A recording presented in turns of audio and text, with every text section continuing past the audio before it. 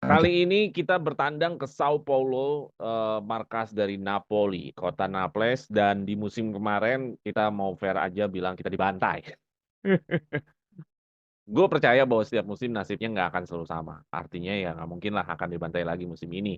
Mengingat Napoli berbeda dengan Napoli musim kemarin. Napoli musim kemarin, iya betul, mereka adalah tim yang menjuarai Scudetto.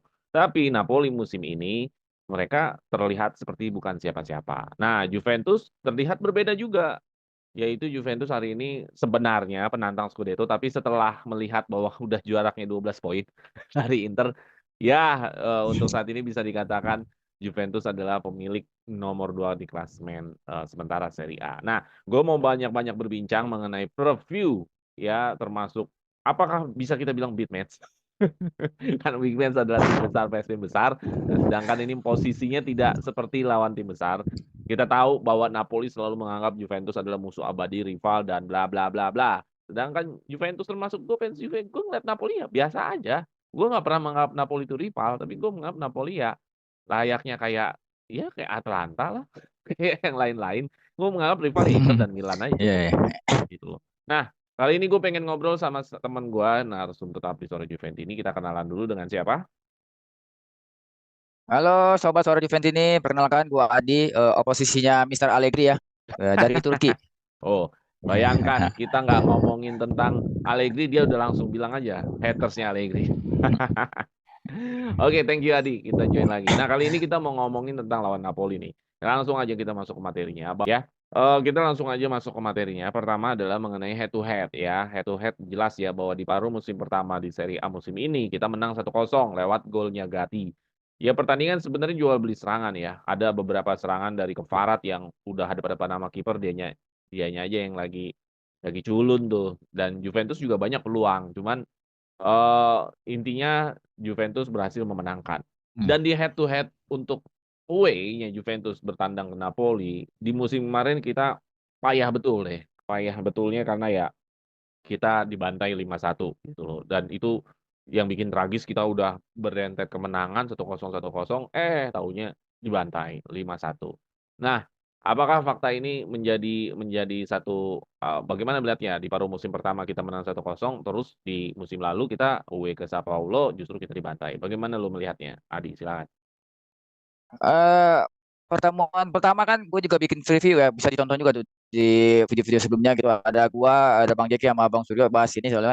Di pertandingan ini kan Napoli kelihatan banget kekurangan back kiri karena Mario Rui-nya nggak main saat itu, jadi back kirinya tuh back dadakan sehingga ya Napoli kurang full tim, jadi nggak kurang greget lini dan serangnya, walaupun mereka banyak beberapa peluang, ada bahkan Kvaratskhelia yang one on one sama kiper tapi masih gak gol. Ini kan menandakan bahwa satu, Napoli juga belum konsisten karena ada pergantian pelatihnya juga saat itu, apa namanya, masih Rudi Garcia, ada selek sama beberapa pemain, sehingga ketika lawan Juve itu menandakan Napoli lagi down banget gitu. Jadi ketika itu Juve lagi naik gitu, jadi emang secara kualitas ya kita sama Napoli, dan Allegri cara menangnya kan sama pakai cara biasa karena ball position kalah 39% kalau saya, di game itu berbanding Napoli itu 61. Jadi emang seperti biasa di sama Napoli ini menandakan dua kubu sepak bola yang berbeda gitu. Satu yang bermain pragmatis, satu lagi yang bermain emang position base seperti yang kita apa namanya inginkan. Juventus ini kan cara bermain defense seperti itu, tapi kan nggak bisa gitu. Jadi emang apa yang dilakukan Napoli saat itu emang benar-benar apes kalau gue lihat dari beberapa peluang, dan Juve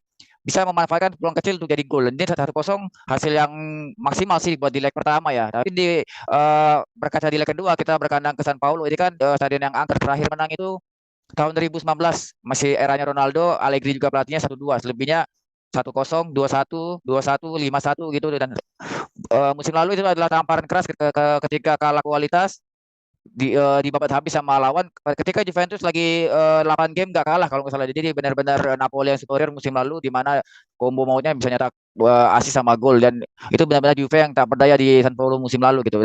Untuk pertandingan match ini emang ya patut dinanti untuk kita bisa minimal mencuri poin di San Paulo gitu, yang terkenal angker ya buat Juve karena terakhir menang 2019 itu.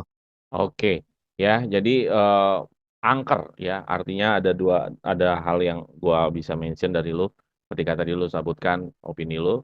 Nah, kita lanjut lagi ya di materi berikutnya. Materi berikutnya ini adalah mengenai Ya. fakta-fakta untuk pertandingan preview Napoli vs Juventus. Fakta yang pertama adalah bahwa Napoli tidak dalam kondisi yang stabil. Artinya dari 5 pertandingan terakhir, dia baru menang kemarin tuh. 6-1 lagi menangnya. Pede banget. Cuman kan masalahnya menangnya juga cuma lawan Sassuolo, Sassuolo sih. Cuman maksud gua, ya kok bisa-bisanya menang menang 6-1 sebelum lawan Juve. Apakah ini menandakan juga eh, apa namanya sinyal bahwa sebelum lawan Juve gue siap kata Napoli gitu. Nah, ya kan. Nah, terus kalau dari sisi klasemen ini menandakan bahwa Napoli bukan big match-nya kita gitu. Big match itu kan enaknya ya peringkat 2 lawan peringkat 3, peringkat 2 lawan peringkat 4. Sorry to say nih peringkat 2 vs peringkat 9 big match-nya di mana? Gitu. Jadi apakah ini big match atau bukan? Ya mungkin nanti lu bisa jelaskan. Terus fakta tambahan ya. Ada fakta tambahan lagi adalah mengenai bahwa dari 3 pertandingan terakhir kita tuh nggak pernah yang namanya hasilnya tuh draw. Selalu ada yang menang, entah dari sisi Napoli, entah dari sisi Juventus. Dan tidak pernah ada skor kacamata. Jadi artinya selalu akan ada gol di game ini. Nah, dari ketiga fakta itu, 5 match, terus perbedaan klasemen, terus juga eh, selalu ketemu Napoli, selalu akan ada yang menang. Jadi 3 pertandingan itu tidak ada yang draw, jadi selalu ada yang menang. Bagaimana lu mengasih tanggapan dari 3 fakta itu? Silakan nanti. Gua sama Napoli ya karena mereka katanya nggak konsisten, nggak stabil. Inilah yang harusnya apa ya diterminkan ya. Mungkin maksud gua tuh harusnya dilihat sama Juventus ini bahwa gonta-ganti pelatih di tengah musim itu tidaklah baik. Napoli ganti pelatih 3 kali dan Hmm. pas mereka Scudetto ya hancur lebur gitu. Dari 3 pelatih itu nggak ada yang survive dan sekarang baru masuk pelatih ini baru game keempat ya Juventus ini game keempat ya di mana dia juga mainnya nggak apa namanya nggak belum belum bagus juga tapi kelihatan ini mainnya kayak Spalletti kayak Napoli musim lalu Empat walaupun tiga belum tiga. konsisten karena ada beberapa pemain yang cedera dan ada juga beberapa pemain yang lagi underperform setengah musim dengan 2 pelatih sebelumnya. Jadi emang ini Napoli lagi kayak meriset ulang gimana cara main mereka kayak zaman Spalletti zaman musim lalu. Walaupun lawan Sassuolo ini sebagai stimulus saya buat mereka, wah gue bisa bangkit nih, gue bisa main lebih bagus dan itu kepercayaan diri kembali setelah mereka comeback 1-0 di Bali lagi baru sembuh lukanya harus terluka lagi di match ini karena setelah 3 pertandingan tidak ada yang kalah selalu ada gol dan selalu ada yang kalah. Jadi dan ini akan jadi satu pertandingan yang sangat-sangat keras dan alot juga karena kita akan away ke sana seperti gue bilang tadi bahwa San Paulo saat ini masih angker buat Juve karena terakhir menang kan 2019. Jadi emang menurut gue sih emang kita agak sedikit sulit karena Napoli juga dukungan supporternya yang sangat fanatik apalagi sebagai membenci Juve otomatis kita akan ketemu teror yang sangat luar biasa para pemain dan pemain kita yang yang belum matang ini akan mungkin agak sedikit grogi ya nanti di match pertandingan nanti seperti kita ketika kita dari sebelumnya juga sedikit grogi karena butuh pemain-pemain senior yang sudah matang bagaimana memanfaatkan situasi di stadion itu. Untuk fakta yang masalah kebobolan gol tadi emang dan efek Milan Napoli ya ini kan dari efek dari pergantian pelatih sih kalau gue lihat bang karena nggak ada tim yang bisa survive langsung cepat ketika timnya lagi hancur di awal musim gitu apalagi pelatihnya gonta-ganti itu nggak survive. Dan inilah yang mereka rasakan gitu ketika mereka menggonta-ganti pelatih yang ya dan juga faktor non teknis ya lainnya jadi menurut gue emang Napoli emang lagi sulit untuk comeback karena kondisi sekarang gitu. Oke. Gue berpikir bahwa Napoli itu secara sisi kualitas squad ya, materi pemain ya. Mereka masih materi pemain Iya, 70% pemain Scudetto. 70% lah. Tengah dan depannya itu kan nggak ada yang beda sebenarnya. Ya di belakangnya mungkin iya, perbedaannya hanya di center back aja karena ditinggal Kim Min-jae kan. iya, Kalau dari sisi iya. tengahnya kan masih ada Lobotka, Wisa, Zelensky, Zelensky itu juga belum pindah kan. Depannya juga masih hal yang Hmm, sama, Osimhen, Kvarat.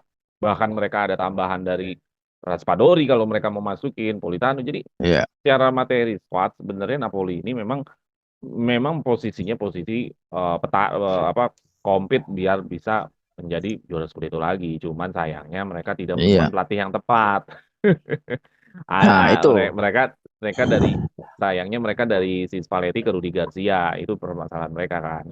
Kalau seandainya bukan ke Rudi Garcia, mungkin Conte misalkan itu mungkin bisa terjaga kualitasnya. Jadi menurut gua Oh, dari iya, sisi skuadnya Juventus Napoli itu masih bisa dikatakan kalau mereka mainnya bener ya, itu masih cukup iya, merepotkan Juventus kalau menurut gua. Tapi kalau dari sisi artinya pelatih yang punya apa namanya efek yang besar ya ini harusnya tidak menyebabkan apa-apa kepada Juventus. Jadi fakta yang mengatakan di setiap melawan Napoli harus ada yang menang, ya mungkin bisa aja Juve yang ambil kemenangan. Nah, Kalau kita lanjut lagi masalah mengenai key players ya. Key players di sini kan ya kita bisa lihat head to head dari seorang pemain vs pemain ya. Kalau di tengahnya si Napoli ada quartet kayak Lobotka, kayak Anguissa, Lobotka selalu main. Hmm. Terus Osimhen kemarin hat-trick nih. Nah, VS sama Vlahovic yang kemarin nyetak 2 gol. Nah, menurut Adi, apakah Osimhen memang musim ini lagi menurun atau kebetulan Napolinya yang lagi menurun ataukah Vlahovicnya yang lagi meningkat? Gimana?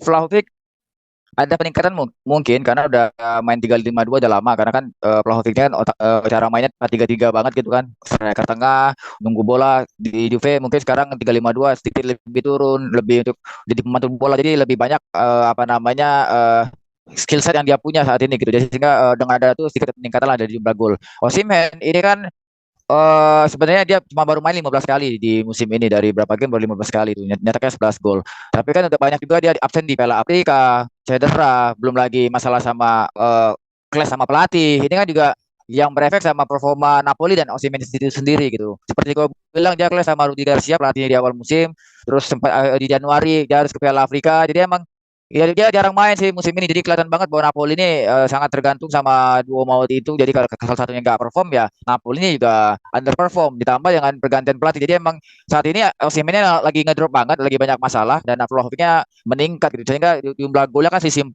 Vlahovicnya 15, Osimhen 11 gol. Jadi emang ya musim ini emang Vlahovic lebih lebih lebih hoki sih karena dapat dapat main dia main lebih banyak terus juga gak ada masalah sama pelatih gitu, itu aja sih. Oke. Berarti artinya Osimhen masih momok yang menakutkan untuk Juventus ya? Ya, Ya, masih. ya. Kalau gue pikir Vlahovic, gue setuju kemarin kata Genta kemarin kan Genta juga ngobrol di sini bahwa Vlahovic harus dibuktikan apakah bisa dia mencetak gol di pertandingan-pertandingan yang bisa dibilang penting seperti ini ya.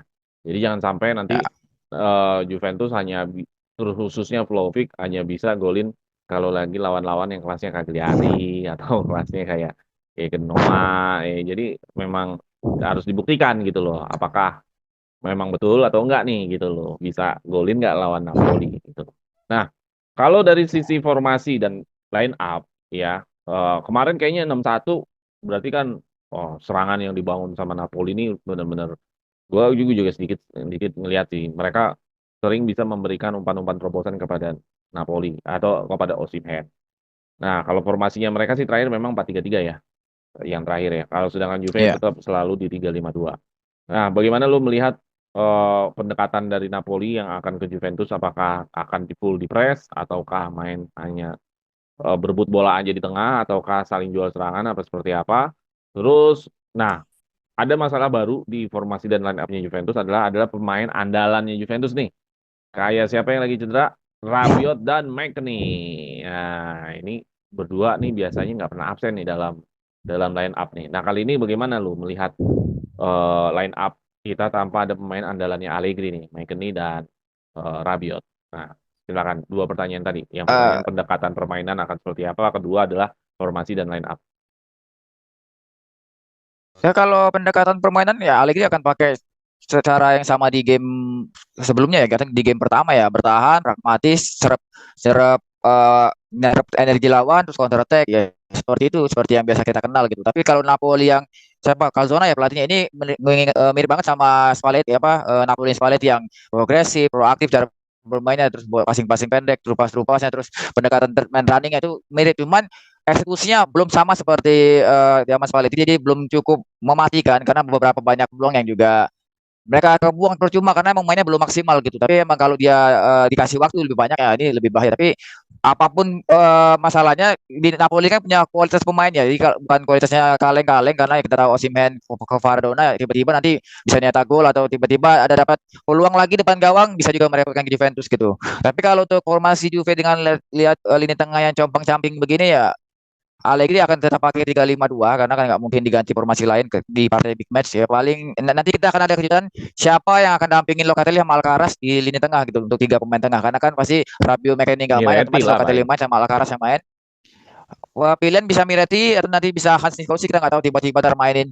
Wah di tengah kita juga nggak tahu. Tapi yang malah ini Atau kejutan Cambiaso di di tengah ya. San Paulo buat Allegri taktikalnya akan seperti apa untuk lini tengah karena tanpa dua pemain kunci itu agak sulit karena Juve kan kehilangan bola carry yang bisa bawa bola ke depan sama pemain yang long ball aja tapi akurasinya bagus itu. Gua nggak tahu the most improved player bagi gua buat McKennie musim ini karena yang di luar ekspektasi kita nggak ada nilai McKennie bisa main sebagus sampai sekarang gitu dengan long ball efektif. Ya pakai aja kelebihannya jangan banyak gocek-gocek karena emang dia bukan tukang dribble gitu. Tapi emang kehilangan dua pemainnya akan terasa ketika Juve kehilangan bola dan harus beradu dengan lini tengah Napoli yang kuat pegang bola gitu. Dia emang di sini Juve kekurangan pemain yang bisa mutus serangan lawan sih. Kalau Katelli akan kerja keras di sini kalau gue lihat akan head to headnya di lini tengah gitu. Karena kalau pasangannya Miretti yang kelemar-kelemar agak sulit untuk bersaing dengan Lobotka, Anguissa yang badannya juga Hmm. destroyer, dia emang Iya, agak iya, sulit iya. sih kalau nanti pemain tengahnya nggak kuat gitu. Dia emang kita butuh di situ nanti. Kita akan kehilangan power di lini tengah gitu.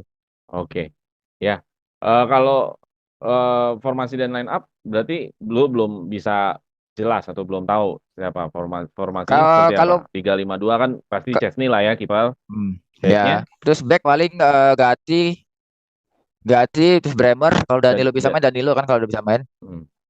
Terus wingbacknya Cambiaso, Kostic, depannya Yildiz sama Vlahovic. Kesa kan kita sampai sekarang info Romeo Agresti masih belum bisa latihan deh, efek ya kena kesenggol sama Alexandro gitu. Iya, iya, iya. Nah, tengahnya Nah tengahnya yang gua masih 50-50 antara mungkin bisa mainin Hans Nicolucci atau tiba-tiba mainin WH di sana dan Cambiaso geser ke tengah. Tapi jelas Alcaraz akan starter karena nggak punya pilihan lagi sama Locatelli. Jadi kapten Locatelli ya di match ini atau Danilo bisa juga Danilo kapten. Ya 35 orangnya tinggal pilihnya cuma itu lini tengah udah habis kalau duetnya itu. Duetnya ya Yildiz sama Vlahovic depan. oh Yildiz ya. Oke, kalau gua mungkin Yildiz. berpikir bahwa di tengahnya itu akan dicoba Alcaraz ke Locatelli jelas sama Cambiaso ya. Jadi nanti sayapnya itu WA dan kirinya pasti Kostic karena gue pikir eh Allegri pasti nggak akan mengambil spekulasi tanpa memainkan Kostic karena dibutuhkan juga pertahanannya. Terus untuk tengahnya kayak Cambiaso kan emang emang punya bakat juga Ya. menjadi pemain tengah kan. Dia sering imported ke tengah jadi Hmm. emang dia pasti akan main di tengah. Ya dua depannya mau nggak mau iya Yildiz ya sama Vlahovic. Gue pikir Napoli ini nggak terlalu bagus dalam duet backnya ya. Duet backnya itu kan siapa sih Rahma situ ya. Namanya aja gue nggak Rahmani sama Ostigard tuh gua Rahmani. nggak tak nggak Nah, back yang nggak jelas gua bilang back tuh. nggak jelas. Jadi selain back tengah, sebenarnya Napoli punya nama-nama yang bagus gitu. Anguissa, Lobotka, Zelensky, Farad, Politano sama Osimhen itu udah cukup lah. Belum lagi cadangannya ada Hmm. Raspadori, ada yang anaknya Simeone kan. Si, Cukup. Simeone Jadi tengah back. sama Hmm. tengah sama depannya Napoli cukup mewah nih, cukup menggempur Juventus. Iya. Cuman kita punya peluang bahwa center back-nya dari Napoli itu bukan siapa-siapa. Jadi artinya harusnya Vlahovic atau Yildiz siapapun yang nanti bisa mengambil peluang di dalam kotak penalti, entah itu mendapat ruang kosong atau melewati pemain bisa mencetak gol. Ya gue pikir Alcaraz bagus sih kalau dia bisa mencetak gol ya di game ini supaya terbukti gitu bahwa Iya. apa iya lu betul dihargain segitu sama sama apa sama sama Sama Southampton timnya gitu ya. kan iya sama Southampton harus Iya. dihargain segitu jadi gue berharap sekali Alcaraz bisa mencetak gol di game ini gitu nah kalau formasi gue ya itu aja tiga kalau tengah belakangnya mau nggak mau ya Danilo kita harus mainkan Gatti harus mainkan Bremer harus dimainkan ya itulah udah formatnya jadi si Allegri lah ya kita udah tahu. Nah, Iya. kurang lebihnya singkatnya begitulah preview vs Napoli karena kita mau mengatakan big match tapi nggak enaknya Napolinya masih peringkat 9. Jadi antar. Jadi gue menganggap ini pertandingan penting aja lah. Skornya kira-kira berapa nih? Wah nggak jauh-jauh 0-1 kan kita ya 0-1 pasti. 0-1 Ya ya. ketat Ya, lah. Kan ya yang gue penting ada gol. Iya. gue pikir seperti fakta yang gua kasih tahu tadi di awal bahwa di tiga pertandingan terakhir selalu akan ada pemenang yaitu Juventus atau Napoli. Ya kali ini karena kita mendukung Juventus ya jelas lah pemenangnya adalah Juventus. Skor gue juga Iya. sama 1-0 tapi yang golin Alcaraz. Supaya apa? Ya penting buat dia nanti. Ini mumpung lu lah Biot lagi cedera, mumpung McKennie lagi cedera, nih saatnya lu tampil nih, saatnya lu signing nih, saatnya lu bersinar. Ini kalau sama Alcaraz gak dimanfaatkan, ya percuma. Kan gue pernah waktu itu bilang sama lu ya bahwa the next Vidal, kalau kita mau samakan persis, ya lu harus samakan dia dengan produktivitasnya, bener nggak? Kalau kita Ya betul, golnya samakan, dinilai golnya. iya kalau kita samakan Alcaraz hanya sekedar tackle-nya, sekedar passing-nya, semua orang bisa lakukan itulah. Locatelli juga bisa lakukan itu. Yang susah itu kan lini kedua bisa cetak gol seperti kayak Rabiot sekarang. Itu juga Rabiot juga golnya nggak sebanyak-banyak amat gitu loh. Jadi maksud gua adalah Iya, iya. gimana menciptakan atau mencari lini kedua yang produktif juga. Itu baru namanya tim yang eh, apa namanya lengkap gitu loh. Kalau timnya yang golin cuma striker-striker Iya. ya sekali strikernya nanti cedera atau apa ya udah bubar juga deh gitu loh. Oke, kalau skor gue sama Adi 1-0, nanti kita akan lihat aja di sebenarnya bukan Sao Paulo lupa nama stadionnya. Stadion Diego Armando San Maradona. Paulo. Iya. Stadion Maradona sekarang di namanya. Oke, Iya, pakai nama ini legend. ini ada berita Ya, tambahan ya sebelum penutup kita untuk materi kali ini adalah berita tentang dua berita Mercato-nya Lewis Ferguson sama satu lagi adalah mengenai Pogba. Nah, untuk Lewis Ferguson memang posisinya dia second striker ya, Lewis Ferguson. Cuman masalahnya kan dia ya, orang British ya, orang Scotland. Dan harganya juga nggak mahal-mahal banget ya, 20-an sampai 30. Terus untuk masalah Pogba, ya kita udah tahu lah dia udah kena hukuman 4 tahun dia tidak boleh di ban lah dari sepak bola. Cuman yang menarik dari gue bukan di ban-nya, tapi yang menarik adalah ada kuota 33 juta euro nih. Ada space lah, ada ruang penghematan 33 juta euro. Ataukah dipakai penghematan atau dialokasikan ke pemain atau bahkan ke pelatih. Nah, gimana tanggapan dari Adi dua berita itu? Luis Ferguson ya. Ya, gua kalau emang mau dibeli, sekaligus sangkut pelatihnya, jangan beli pemainnya doang gitu. Hmm. Karena nanti ketika dia masuk ke Juve, pelatihnya nggak cocok, kita akan lihat dia jadi pemain mediocre yang berbaju Juve. Itu. Jadi menurut gua kasihan buat karir dia yang bagus di Bolonya, tapi ketika dipindah ke Juve jadi mediocre dan jadi bahan bulian Juventini, jadi Lord. Ya, jadi gua nggak expect nih pemainnya kayak jangan sampai kayak gitu. Harapan gua kalau emang mau beli dia ya kalian bawa pelatihnya juga biar kita lihat ini lo emang bisa nggak main di tim besar gitu karena pelatih lo kita juga bawa gitu. Tapi kalau cuma bawa pemainnya doang terus nggak perform ya disalahin dia, wah ini pemain mediocre lagi nih, Yontolinya goblok beli pemain dari papan bawah kan nggak, yang beban mentalnya di dia gitu walaupun harganya murah gitu kan. Jadi emang kalau kita mau beli pemain cocokkan dulu sama pelatihnya gitu, jangan beli pemain tapi nggak cocok nanti ya kasihan dia gitu. Apalagi walaupun harganya murah karena ya bukan masalah punya histori pemain British jelek di Juventus ya, tapi kalau emang ya kalau beli yang nggak cocok sama pelatih ya pemain hebat pun ya akan hancur karirnya gitu. Jadi kalau tentang Luis Ferguson ini gue nggak bisa cerita banyak karena ya masih rumor juga dan pemain ini menurut gue ya cocok di tim mediocre aja, takutnya pas pindah ke Juve beban jersey berat buat dia gitu. Nah, kasus Pogba kan katanya ada ya save ya 33 juta euro. Hmm. Ini kan sebenarnya plus minus juga buat Juve. Bagusnya buat Juventus ini. Bagi yang tim kayak gua oposisinya Allegri kan pasti berharap Allegri-nya out. Cuman kalau dengan punya porsi 33 juta euro, Allegri bisa extend dengan gaji yang normal. Ini kan Waduh. di harapan Allegri out ini kan jadinya waduh Allegri lagi sampai 2027 gitu.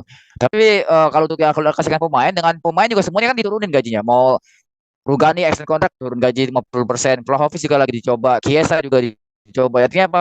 Alokasi dana itu bukan sebenarnya sih bukan buat Mercato mungkin ya, buat penghematan nutup rugi kali karena Juve masih rugi dan musim depan kan juga musim ini nggak main di Eropa, musim depan juga main di UCL, artinya punya tabungan juga untuk Mercato tahun depan, siapa yang pemain yang dibeli, siapa yang pemain yang dilepas, terus juga beli pemain yang kayak apa karakternya, pemain bintang kah, gajinya berapa, itu semua mungkin dialokasiin buat pengganti Pogba nantinya. Pasti tentu level top karena kita main di UCL. Cuma kita nggak tahu siapa dan gajinya juga berapa tawarannya gitu. Karena gaji Pogba ini kan paling gede di Serie A.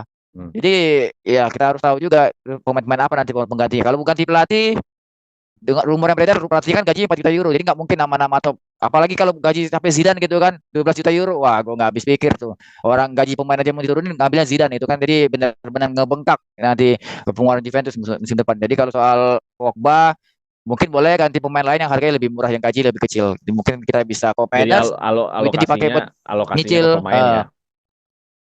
ke pemain. Ke pelatih sih gue nggak yakin ke pelatih. Bukannya menambah keyakinan bisa datengin Zidane. Nggak, gue Dengan nggak yakin. dengan Gue nggak yakin. angka ada ruang 33 juta euro kan Zidane dibagi 3 11 juta masih mungkin dong harusnya. Ya, ya. Tapi apakah Zidane bisa pakai McKennie, Zidane bisa pakai Locatelli, Zidane bisa pakai Rabiot? Belum tentu. Dia bisa pakai MCK kan, Modric terus Casemiro kan. Ya Iya, iya, levelnya iya. jauh lah dengan squad Juve kan kita punya pemain tengah kayak gitu kita. Iya, iya, iya, iya. Itu. Ya, itu kita lihat aja lah. Tapi kalau gue mau ikut komentar juga tentang Hmm. Lewis Ferguson, mm, boloknya ini kan mungkin bagi yang udah nonton boloknya, satu ciri khas yang gue bisa tangkap ya adalah mereka itu mementingkan passing-passing pendek, Ya. passing-passing bawah, hampir jarang bola-bola direct langsung ke depan. Mereka benar-benar jalan bola-bola pendek, passing-passing bawah. Jadi artinya mencari pemain-pemain yang punya akurasi passingnya bagus-bagus. Cuman kan masalahnya adalah kalau akurasi passing doang tanpa disertai pergerakan-pergerakan yang dinamik ya, kayak pemain-pemain Barca gitu atau main City, Ya.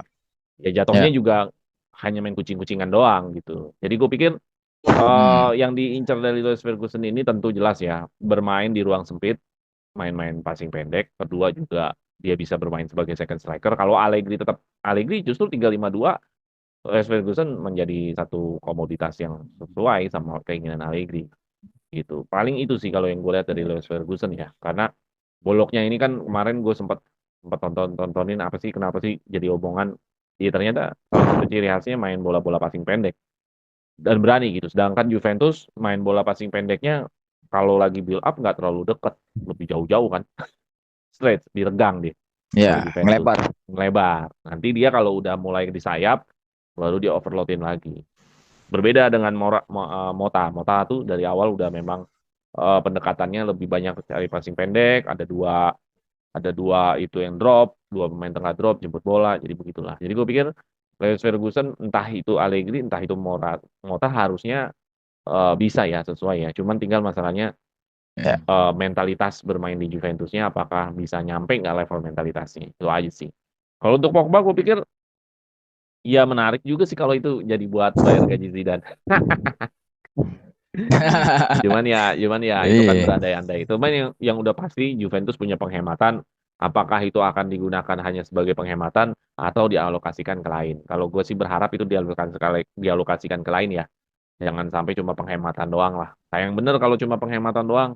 Karena 33 juta euro bisa dapat dua pemain loh. Kalau yang kalau yang ya yang tipe-tipe kayak Lewis Ferguson lah istilahnya Iya. gitu. Oke, itu aja kali Cukup sebagai aja. berita terakhir juga. Ada yang belum sampai lagi nih atau tanyain? Ada? Cukup sih kalau cukup. Oke. Cukup Ya, cukup. terima kasih Adi sekali lagi. Jangan lupa subscribe, share, and like. Dan teman-teman Sore Juventus ini jangan lupa gabung yuk di fitur membership supaya teman-teman juga bisa ikut terlibat nih dalam channel-channel kita setiap harinya. Oke. Oke, gitu aja dia. Terima kasih sekali lagi ya. Oke. Oke, Vino alla fine. Forza Forza Juve. Juve. Oke, bentar. Berapa?